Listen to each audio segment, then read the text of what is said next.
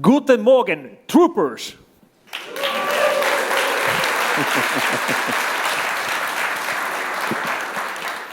So the photo you saw was from 1992.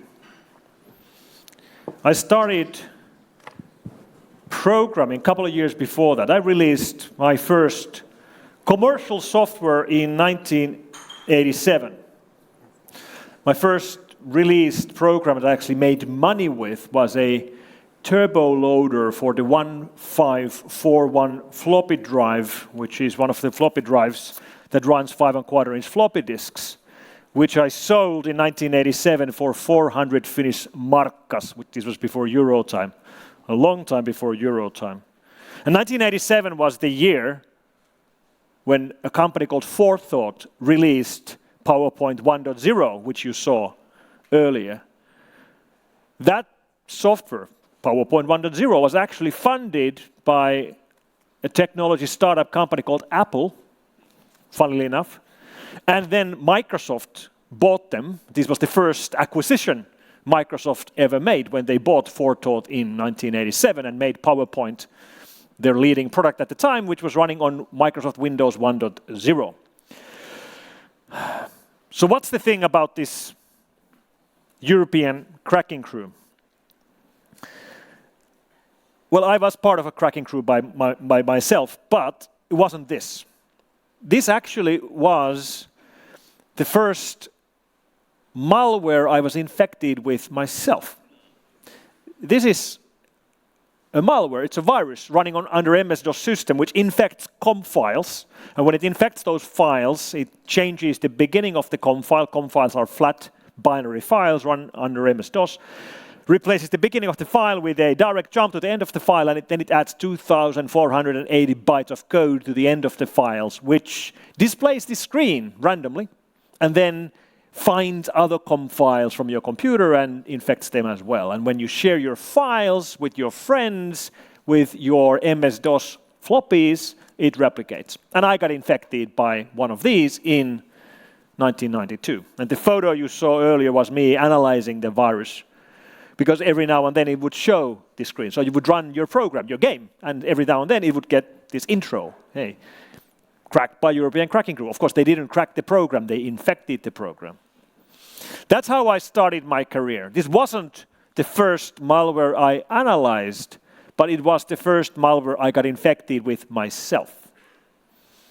And in fact, if you go and make a Google search for this virus, you'll actually find a description of the virus today. I took this screenshot yesterday, which describes the functions of the virus, and I wrote this description in 1992, and we still have it on our website on fsecure.com. So we like to keep our history alive with the company. And I actually had to think through, how the hell did I take this screenshot? Because I had this file on my computer. I picked it up and inserted it into my slide deck to show it, and I took this screenshot in 1992. How the hell did you take screenshots in 1992? Like you would take a photo of the screen, but like taking screenshots was hard because this is before Windows. Taking screenshots under MS-DOS wasn't that obvious. I remember I was running a TSR program which would stay resident in the background, and then a hotkey would dump the display memory and you could then assemble a GIF file out of it. This is a GIF file from 1992. If that's not retro enough for you, I don't know what is. So this is a screenshot from fsecure.com. That's the company where I used to work for forever. I'm based in Helsinki. F-Secure, before that Data Fellows, has been one of the longest working cybersecurity companies in the world. The company was started in 1988. I joined in 1991. And we split the company into two a year ago. F-Secure split into F-Secure and WithSecure. F-Secure exists today. It's the consumer side, produces security for consumers and home users. WithSecure is the company producing security solutions for companies. I actually work on both sides, so it's a little bit complicated. But if someone would have told me,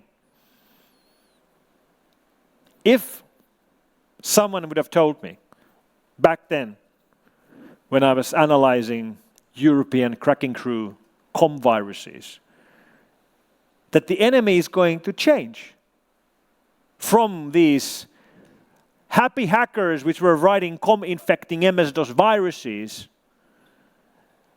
and eventually we would be fighting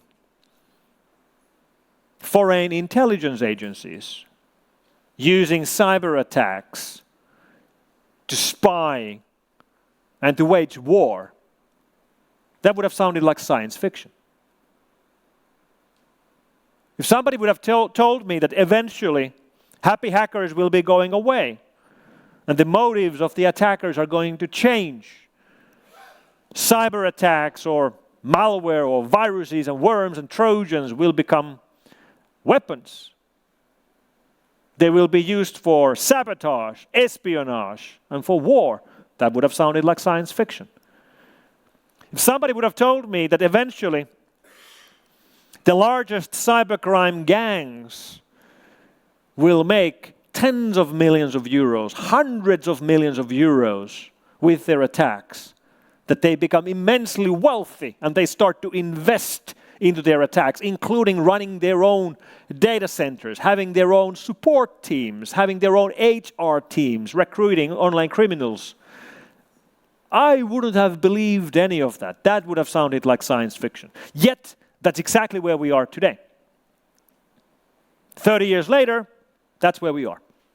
And then the question becomes, what sounds like science fiction today? Like, where will we be 30 years from now? Of course, we have no idea. Just imagine how far we've gone in these 30 years. It's unthinkable where we will be in the next 30. Whatever it will be, it's going to sound like science fiction today. And these largest enemies we have are gangs like Lockbit. When we look at the biggest money makers, they're all ransomware gangs. Ransomware gangs make more money than any other type of malware today or any other type of cyber attacks. Sure, there's a lot of money in denial of service and then demanding payments to stop the attacks. There's a lot of money in business email compromise attacks. But ransomware makes more money than anything else. To make matters worse, they collect the ransoms in cryptocurrencies, and part of the increased wealth of the biggest cybercrime gangs is being in the fact that they've been keeping their money in Bitcoin for 5 years or 7 years or more. The first ransomware to collect Bitcoin payments was found in October 2013, almost exactly 10 years ago. Crypto Wall and Crypto Locker, October 2013, were the first ransomware which were asking for Bitcoin to pay the ransom. If you were collecting Bitcoins in 2013 and kept them, you're well off today. And that's problematic because this wealth is controlled by gangs like Lockbit or gangs like Alpha or RansomX or Clop or Quantum. And the amount of victims you see on these sites just goes on forever. If you go to Lockbit homepage in Tor Hidden Service and start scrolling, it has hundreds and hundreds of companies from all over the world. One interesting thing about these organized cybercrime gangs today, like Quantum, Alpha, Clop, RansomX, Black Pasta, or Lockbit, is the fact that they do branding. This is a brand, right? They have a name. They have a logo. They have a website. Why do criminals do branding? Well, this is organized crime. This is organized crime. This is no different from real-world organized crime gangs. Think Hells Angels. They do branding. They have a logo. They have a name. Why? Because they need a scary brand. Or Bandidos. Or Cosa Nostra, Yakuza.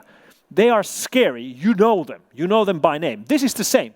Imagine going to work Monday morning only to realize that, oh my God, we've been hit by ransomware.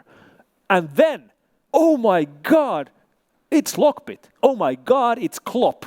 Oh my God, it's Alpha. If you work in the field, you know these gangs by reputation. And the reputation is scary. These are scary guys. They will do what they threaten to do. The encryption they've used to encrypt your files and your backups, you can't break it. But they also have a reputation of being fair. Being, yes, criminals, but honest criminals. If you talk to previous victims, they will tell you the story that yes, we got hit by a lockbit. They encrypted our servers, our cloud instances, our laptops. They encrypted our backups. We couldn't get anything back. They were threatening to leak our email archives, our document archives. So we paid the ransom. And then they gave us a program. It recovered everything nicely and quickly. One of our servers was corrupted. We couldn't get it back. But the support team of Lockbit worked with our guys. And we got everything back. 5 out of 5 would recommend. That's the kind of reputation they need. That's why they do branding. If they wouldn't deliver, if you would pay the ransom and you wouldn't get your files back, nobody would pay. It would stop very quickly. They need to deliver. That's why they do branding. And all of this would have sounded crazy in the beginning of my career, like criminals making money with malware, becoming organized crime gangs to make malware, making millions with malware, branding and doing this. Of course, the craziest thing would have been that they would have had websites. If somebody would have told me in 1992 about websites, I wouldn't understand what it was, because web didn't exist back then in the beginning of my career. And just the same thing about the fact that today's conflicts and wars are fought in 5 different domains. If you look at Ukraine, Russia attacking Ukraine. They're attacking Ukraine on land, on sea, in air, in space, and in cyberspace. 5 different domains.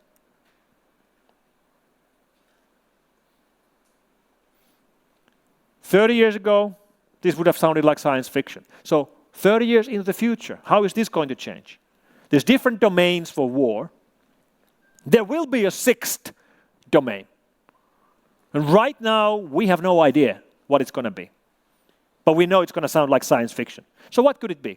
Let's throw something in the air. It could be something like nano warfare, which would mean tiny airborne robots, which during a conflict or war you would distribute on the battlefield, and they would float in the air and enter the bloodstream through breathing of the enemy soldiers, and then in their bloodstream they will go into their brains and change their thoughts. Does that sound like science fiction? Yes, it does. Exactly like cyber war sounded like science fiction 30 years ago. It's not going to be that, but it's going to be something like that, something as far-fetched as that. Today, cyber war doesn't look like that. Today, cyber war looks like this. 28th of February 2022, women and children are queuing on the Polish border of Ukraine, trying to flee the war. And they can't cross the border. There's queues up to 36 hours of people queuing, trying to leave Ukraine. The border is open, but it's very slow. Why? Because Sandworm, Russian governmental attackers from GRU, have wiped the computers of Ukrainian border control. The borders are open, but the computers are down. End result looks like this. This is what cyber war looks like today. So I live 100 miles from the Russian border. Helsinki to Russian border is something like that. Finland has a very long history with a very large and very complicated neighbor. Both my grandfathers fought the Russians in the Second World War. And if Vladimir Putin attacked Ukraine to try to keep NATO away from the borders, they, or him, failed spectacularly. Since I am coming to you now from the newest NATO country in the world.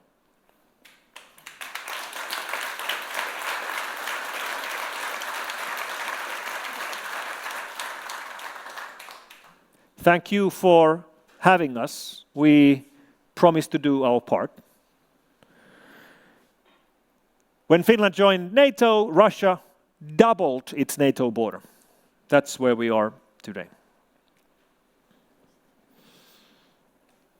So let's speak a little bit about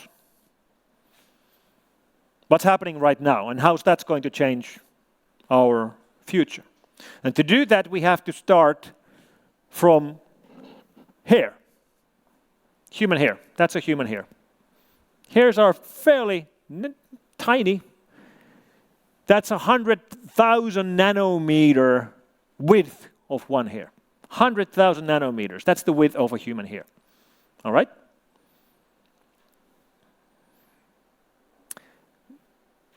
The phones you have in your pockets contain chips, which, depending on your phone, they have CPUs and GPUs running on technology like maybe 6 nanometer or 5 nanometer technology. And right now we are building 3 nanometer technology. What does that mean? Well, chips are built with lithography systems, which basically means that you draw a picture of the chipset, then you use light to transfer that image to a semiconductor. You use light to move an image to a template. That's what you do. That's what we've been doing for decades. And the technology we use today is 3 nanometers. A human hair is 100,000 nanometers. These slight drawings have gaps of 3 nanometers. It's impossible to understand how small it is. It's incredibly small. In fact, it's so small that we cannot use normal light to transfer the image anymore. The wavelength of light is 193 nanometers. It will not fit through the gaps of 3 nanometer. If you take a drawing which has 3 nanometer gaps and you show light on it, the light doesn't go through because the wavelength is 193. How do you fix that? Well, you fix that with lenses. All right? So companies like ASML and TSMC have been using lenses to get down to smaller and smaller wavelengths. So it goes through these lithography drawings so we can transfer these chips onto semiconductors. That got us to 15 nanometer or somewhere, or 10. And what we're doing today, or what they're doing today, is alchemy. It's magic. It's incredible. It's impossible for us to understand. Companies like this have been investing for decades, building new technology and then building new technology on top of that. And the end result is that today, right there, what you saw was a tiny droplet of tin being hit with lasers, which turns that tin into plasma. Then they use that plasma, which exists for a fraction of a second, as a tiny lens. So they can shoot a laser through that lens, and that plasma lens condenses the laser into small enough that it can fit through 3 nanometers. So we can transfer the lithography to the semiconductor. Sounds insane, right?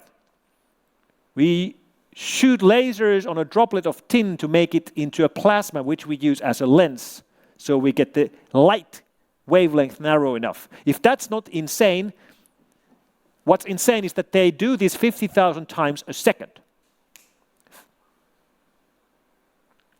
The end result is there's only one company left in the world which can do this. TSMC, using technology from ASML. One company in one country in Taiwan on an island which is 90 miles across. Runs everything in our pockets, runs everything in our computers. Builds M1 and M2 for Apple. Builds Apple Vision Pro.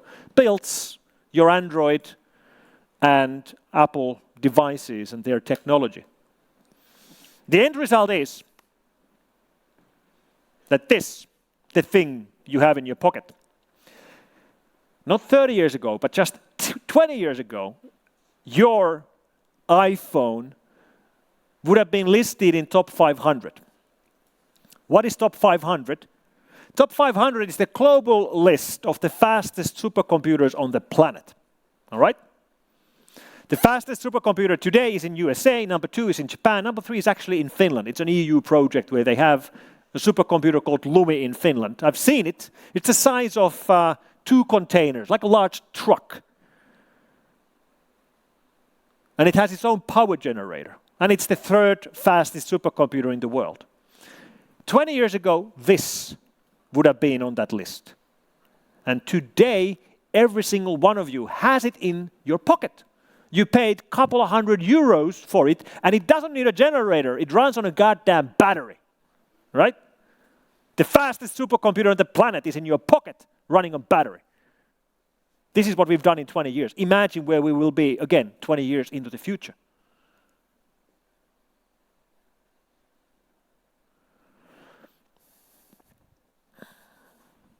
Last August,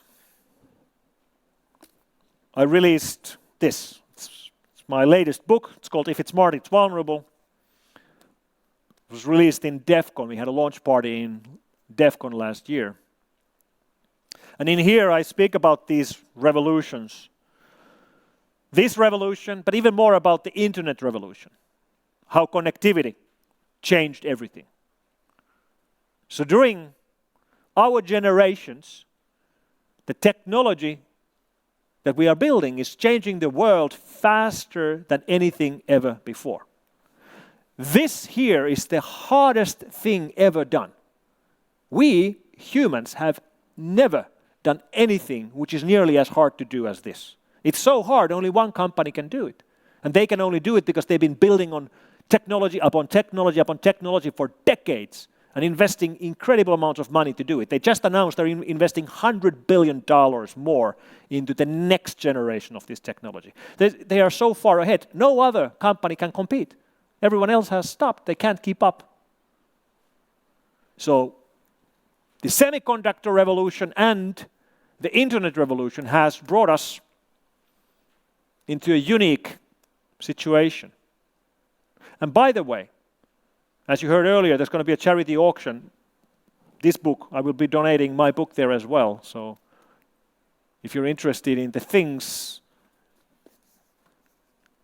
around these revolutions, you should buy the book from the auction, because then the charity will get a couple of euros more. So let's combine these revolutions. Semiconductor revolution, connectivity revolution. Where does that get us? Let me play you a video. Greetings everyone. My name is Mikko and I hunt hackers. Thank you all for joining our conference today. It's great to see you all. Greetings everyone. My name is Mikko and I hunt hackers. Thank you all for joining our conference today. It's great to see you all.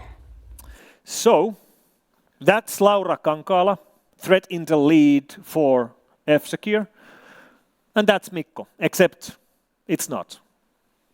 Now, you've all seen deepfakes. We know what deepfakes look like.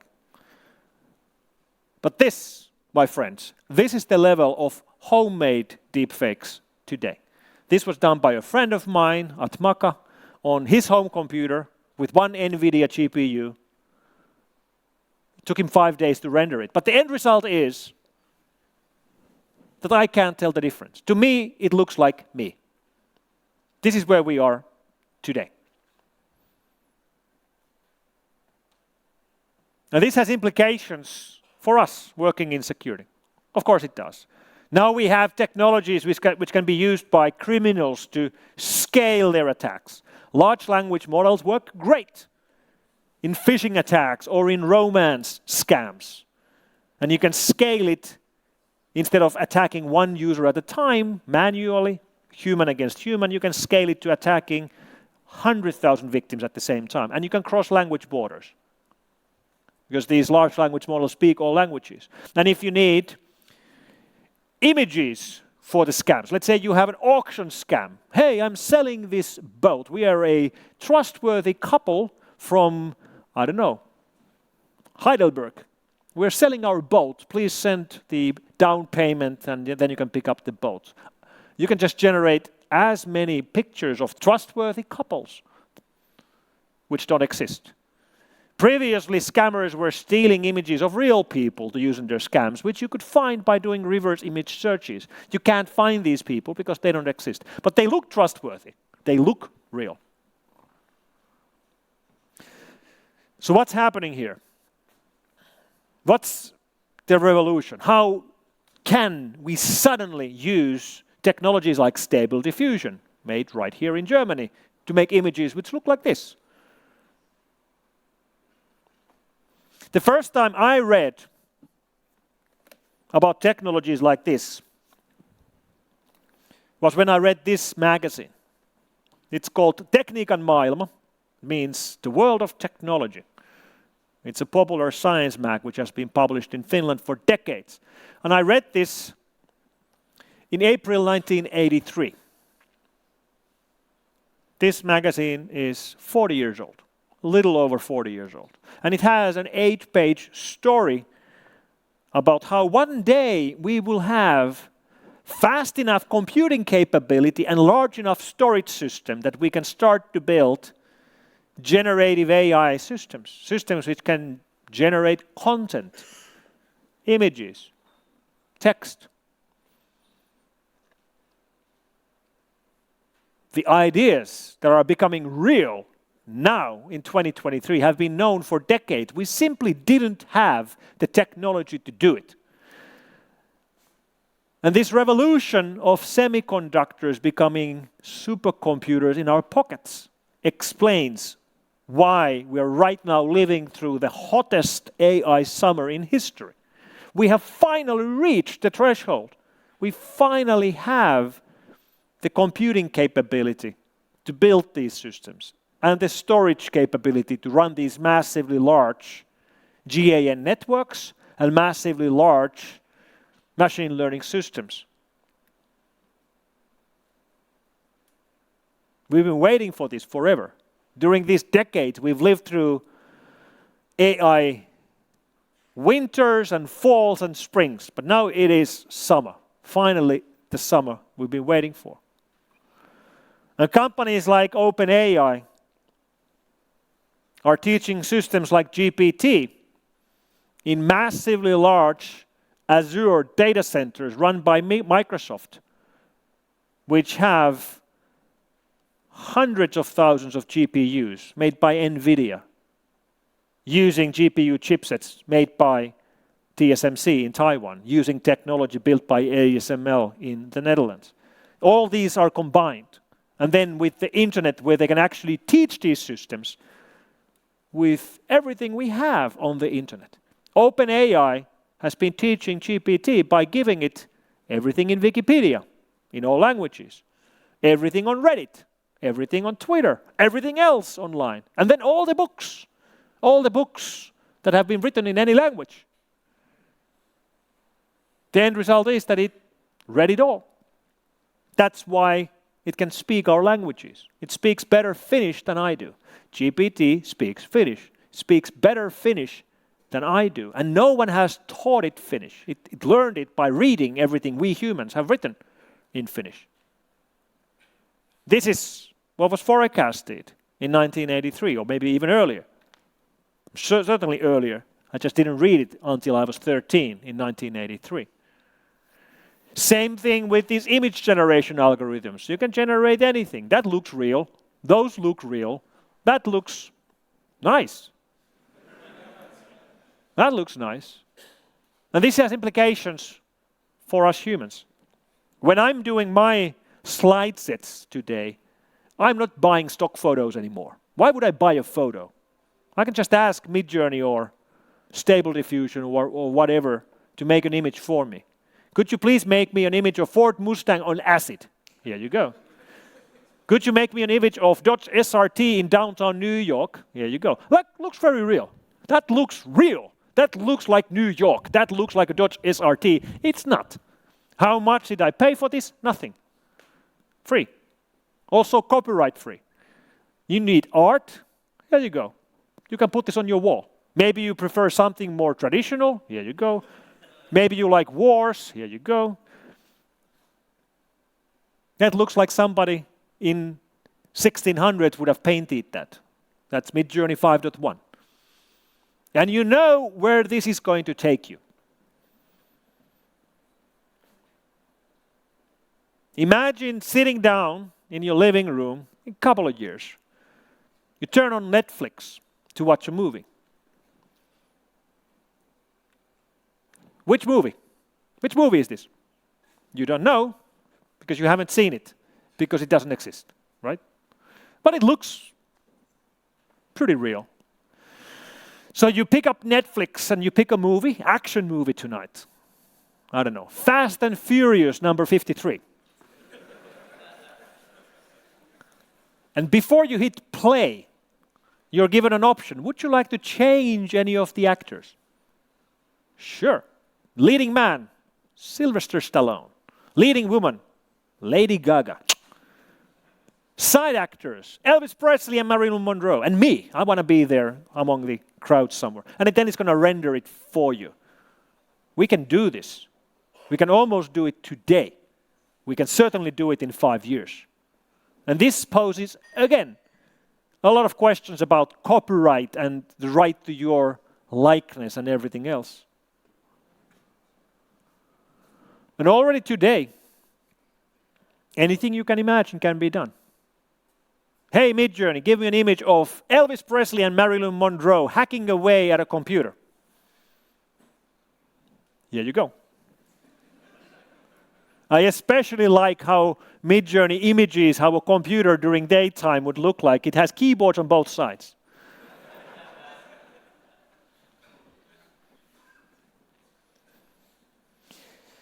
So in all languages that I speak myself, the word for computer typically comes from Latin, computare, which means to calculate. So in most languages, including auf Deutsch, it means to calculate. In some languages, it's words like data machine, which means a machine which stores information. However, in my own language, in Finnish, it's nothing like that. In Finnish, the word for a computer is tietokone. That's actually two words, tietokone, which means knowledge machine. In Finnish, a computer is a machine which knows things. I've been working with computers all my life, since a teenager. And during those decades, the computers have known nothing.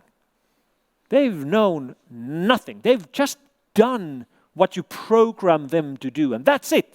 They've had no knowledge. The best we had so far were search engines. Search engines which wouldn't know anything, but they would point you to where the information is. I would like to know about history of Moldova. Google search will point you to pages which have information about history of Moldova. And now, finally, in 2023, we have a knowledge machine. GPT. It knows. You can ask it about anything and it knows.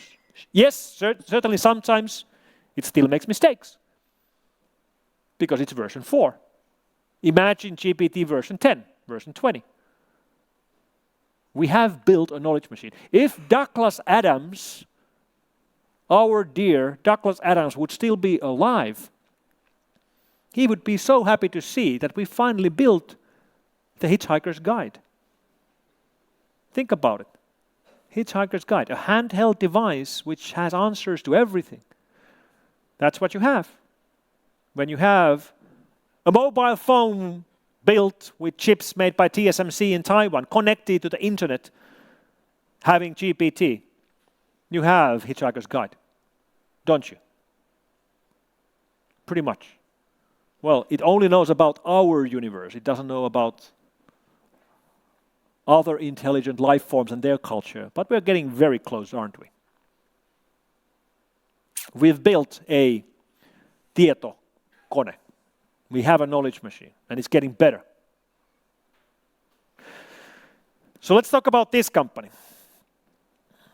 The cutting-edge, best technology for AI systems for writing code is coming from OpenAI. They built Codex, which is the thing that runs GitHub Copilot.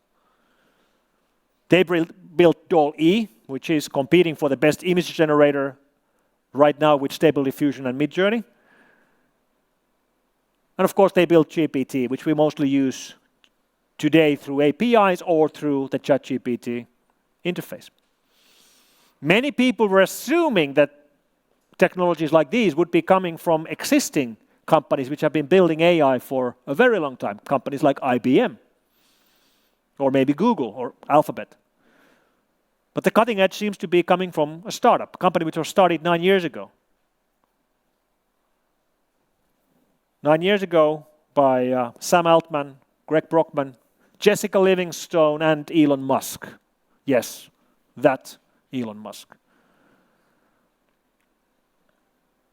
And when people look at OpenAI's products, one comment I hear regularly is that people are a little bit worried. And these things, GitHub Copilot, it's becoming pretty good. Almost, it's like magic. And you could easily see that one day you could have a programming AI like Codex, the thing made by OpenAI, look at its own code. Hey Codex, this is your own source code. Can you make yourself better? Just improve yourself. And then when you've done, when you're ready, when you've made it as good as you can, compile it, run it, and then give the new version you built, give its own source code to that, and ask it to repeat. It makes itself a little bit better, then it makes itself a little bit better, a little bit better, a little bit better. And 24 hours later, we humans have no clue what it's doing. Things like that are becoming closer and closer to reality. And people are worried. Or people look at GPT and how it can speak our language and generate answers to our questions. How it's really genuinely useful as a sparring partner when you're trying to brainstorm things. And one comment I hear is that, they should be careful that these don't become too intelligent. And those people haven't realized what the mission for OpenAI is. Because their mission is to build artificial general intelligence, also known as superintelligence. What this mission means is that OpenAI is trying to make us the second most intelligent being on the planet. That's the mission. It's not about image generation or music generation or code or text. No. They're building general intelligence. That's what they're trying to do.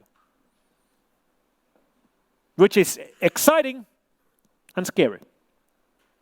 That's why it's great to see when you read OpenAI white papers that when you look at the credits, you'll always find adversarial testers. They have their own red team, around 100 people. 100 people working inside OpenAI, around 100 outside volunteers, trying to break the safety and security of the systems they build. Because they're trying to get us to AGI, but they're trying to get us there safely and securely.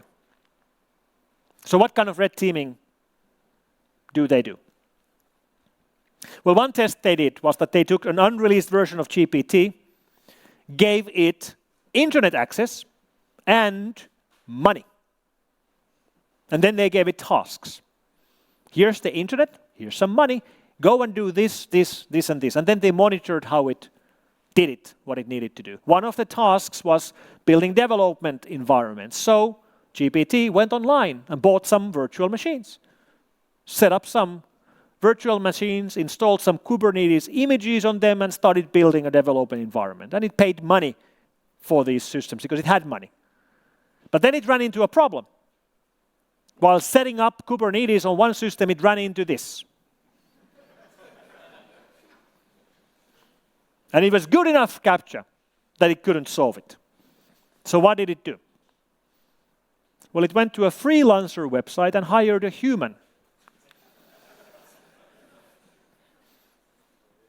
It gets better, because the human GPT hired to break CAPTCHAs challenged GPT. The human asked, there's chat logs of a human asking GPT that, hey, why do you need me? to crack these for you. Are you a robot? And GPT answered the human by lying. And it said, no, of course not. Of course I'm not a robot. I'm visually impaired.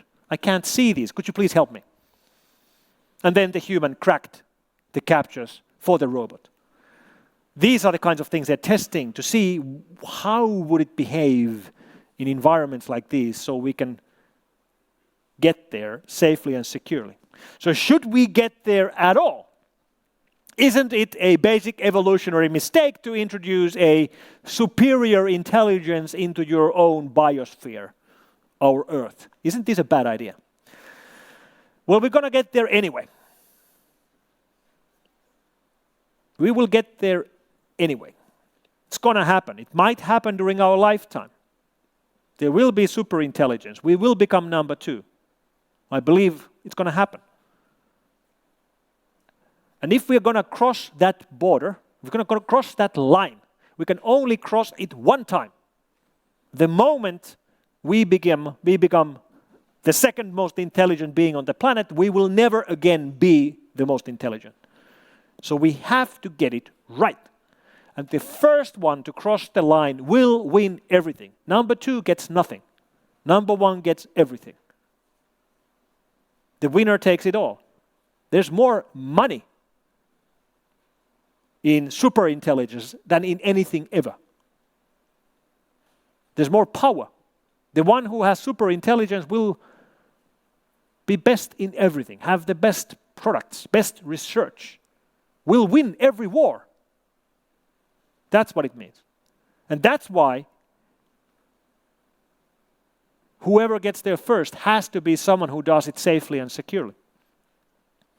What we don't want is Vladimir Putin to be number 1, or North Korea, or maybe China, or maybe a terrorist group.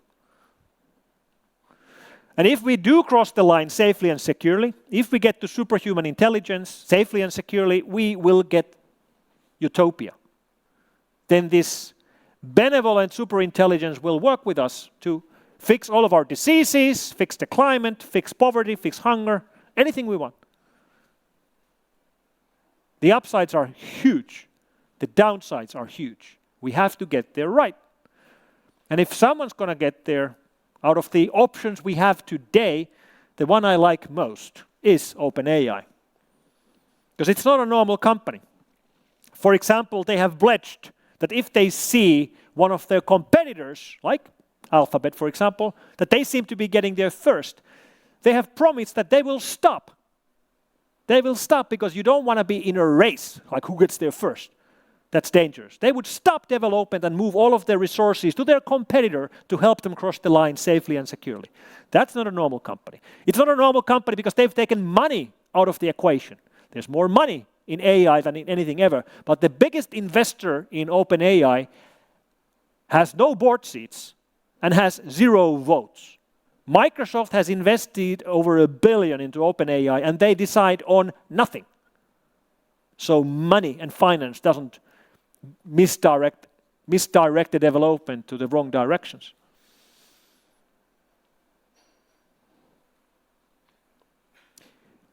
We like to think that whatever we build, we control.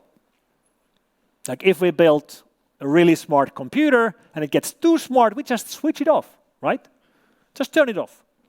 Hit it with an axe. How hard would it be? No. Forget that. You will not be able to do that. If we build something smarter than ourselves, it will outsmart us. If it wants to stay alive, it will stay alive. It's like animals trying to control us. How would it stay alive? We don't know. We can't figure it out. It's going to think of something that we could never figure out. It's going to spend 5 minutes making $1 billion by trading Bitcoin, then use that money to set up companies in 100 different countries to build data centers and move its code running there. Something like that. Something that we can't figure out. And then we just can't switch it off anymore. We can't control our creations, just like we can't control our kids. And yes, these revolutions, I know, they sound like science fiction. I know that a lot of the things I've been telling you sound far-fetched and science fiction. But everything we're doing today, the supercomputer in your pocket, with access to global network, this would have been science fiction 30 years ago.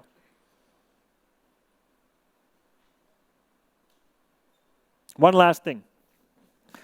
The book that we're having in auction tomorrow, actually on the 5th of July, in a week, it's also going to be available auf Deutsch. It's not out yet. But if you're interested in the book, you can get it auf Deutsch. Was vernetzt ist angreifbar. I don't know why German always sounds so angry. But my favorite detail about the title is that when I was looking at the title, and you remember a month ago there was this outrage about zip domains when Google created .zip, the TLD. So I went and looked at all the 3-letter top-level domains. And then I realized that Istanbul in Turkey, the city of Istanbul, they have their own top-level domain, which is called ist. So I registered was vernetzt ist. If you're interested in the book, you can find more from was vernetzt ist. Thank you very much. Thank you.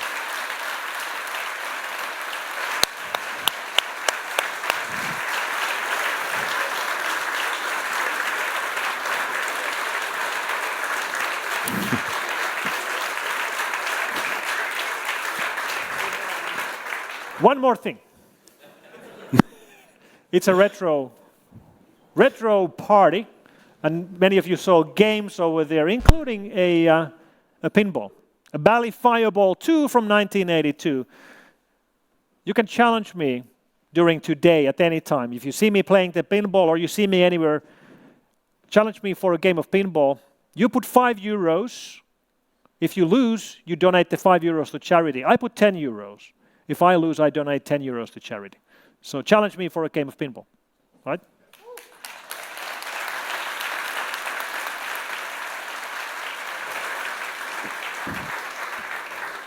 So Mikko, thank you so much. Awesome keynote. Thanks for being here. Thanks for the charity idea with the pinball. We have some time for questions. So if you have a question now, you can raise your hand, and there are guys with microphones running around. If you have a question later on, or you want to have don't ask your question in front of a big audience, just catch Mikko. He will be running around the conference for some time. Unfortunately, he will be only here today until the dinner starts, something like that, 7 p.m. or something like that. So if you catch him running around, just grab him, ask him questions. But for now, are there any questions in the room? Is there anybody who wants to raise a question? If not, I have a question for you first. Do you speak English? Do you? Yeah, yes, good. Usually they do. It would have been such a waste of an hour if they would have. If you mean we were to translate from German from angry German to chill English. So I have one question for you. Talking about deepfakes, coming from your profession and what you see in the field and what you see from your customers and all over the world, are you aware of any very significant incident where deepfakes have actually been used in a significant attack? Is there something that is coming to your attention? No. There's a lot of headlines. There's been a lot of newspaper stories and wire stories about how voice deepfakes and video deepfakes could be used to do scams and CEO scams or BEC attacks. Of course, we all agree. We know that technology exists. Everybody who uses Snapchat knows that creating real-time, realistic-looking face, which is not yours, the technology is there. But actual, real attacks, where this would have been used to make money, for example, are surprisingly rare. And the few cases that we know of, we're not sure if they actually happened or not. You see, it's embarrassing when the CFO or the controller gets fooled by a scammer. And this is a perfect excuse. I'm an intelligent person. I cannot be fooled by some Nigerian scammer. No. This was a completely new kind of an attack which would have fooled anyone. This was a deep fake. You would have fallen for it. I think some of these stories we're hearing today, because we haven't seen any evidence of the cases that some of these people are using, might simply be excuses. But this won't last for long. The technology exists. The scammers are not stupid. I often say that our work would be so much easier if our enemy would be stupid, but they're not stupid. All right, thanks. Any questions? Yeah, there is one question to the right. Hi, Joe Lucas. Thank you for the great talk. Pushing back on your you can't just unplug it scenario, why must an AGI have kind of the anthropomorphized quality of a will to live or will to propagate that would cause it to kind of counter those sorts of actions? Thank you. That's one of the most important things that researchers working on AI alignment are working on right now. It's sort of built in. If you give a model tasks to do, go and do these calculations. If it's smart enough, if it's self-aware to some level, self-preservation becomes built in. I have to finish this task. This foreign thing is making it harder for me to finish my task. I must hide or move away or fight the thing which would prevent me from finishing my task. So to avoid that, there's a lot of research about how to make it certain that a self-aware or super intelligent AI would allow itself to be turned off. So we can build in things that, yes, finishing your task is important, but it's even more important that I'm able to pause you or stop you or shut you down. So I think it's a solvable problem, but it doesn't happen by itself. It has to be solved. There's more questions? Oh, yeah, I like it when it's like in the back and then like in the front again. Very good. Good. Michele, already there's one at the far at the back. Maybe you can also catch that guy already. Can you raise your hand in the back? Yep. Go ahead. All right. Thank you for the talk. My question is, so a lot of your talk was based on how AI drives technology nowadays and how AI improves and can be used for attacks and stuff. So when I look at the defending side and how we, maybe as a consultants or working in the company, try to defend networks and defend attacks and stuff like that, do you see us on the defending side losing because we're not on this fully automated, fully AI track yet that the attackers might be on? So when they say attackers can use, they started with phishing, they can use templates to phish with a single text, now they can use AI to not use a template, but just go in direct interaction with people. And on the defending side, we're not on that level of integrating AI into defending the network. Do you see us losing there? Great question. I don't have an answer, and even worse, no one has an answer. And to make matters worse, we will find out soon enough. So we started building at WithSecure, or at F-Secure at the time, AI systems in 2005. I believe we were the first company in the world to build machine learning systems to detect malware and things like that. 18 years ago. And all of that time, for 18 years, we've been waiting for our enemy to catch up, to make the same moves. We found the first malware, which is using GPT to rewrite its code, in April, 2 months ago. It's called LLMorpher. You can actually download it from GitHub if you Google for LLMorpher. It's a Python word which infects other Python files, but it doesn't infect them by copying its own functions. It instead has English language descriptions of the functions. It has an API key for ChatGPT, and it calls GPT, please write Python code which does this, and then it copies that code into new files, which means it's different every time. And you could trivially change it to infect anything else than Python, any source code-based scripting language. But what I'm worried about more than malware, like LLMorpher, which can be fairly easily blocked at the server level. You cannot download ChatGPT, it's a server only. They can blacklist your API key. And if you generate a new one, they can blacklist that. It becomes a game of cat and mouse. I'm more worried about complete automation of malware campaigns. Today, all security companies building endpoint security have very high levels of automation. We detect new attacks very quickly, we collect samples very quickly, we throw them into our backends, which simulate them in different environments. Based on that, we make a call. If it's good or bad, we build detection automatically, test the detection automatically, deploy the detection automatically in a matter of minutes. The attackers are humans. They write a new ransomware. They distribute it by sending out emails with malicious links which go to their website, which contain an exploit, which drops the binary. And then they realize that once they've launched it, fairly quickly their domains are blacklisted. So they go and register new domain names. Then they realize that their emails are categorized as spam, so they rewrite the email. Then the binary is blocked by EDR or by AV, so they compile it again, manually, human speed. This is like a game of ping pong between a human and a robot. The other side is much, much faster. And right now it's the good guys, the defenders, who are faster. Attackers will automate all of this. They could do it today. They haven't done it yet, we know, because they're still slow. The moment when we see that they're as fast as we are, we know they've gone to full automation. And that's when we will see who will win. Right now, we think, we hope, we believe that we're faster. But we don't really know. We'll find out when it happens. And it's going to happen, my guess, during this year. All right. One more question? Hello. So again, thank you again for the amazing talk. Thank you. I have just, I think it's more a naive question. Do you think, as I don't know, in the security at some point we have like red team testers and pen testers for regular software?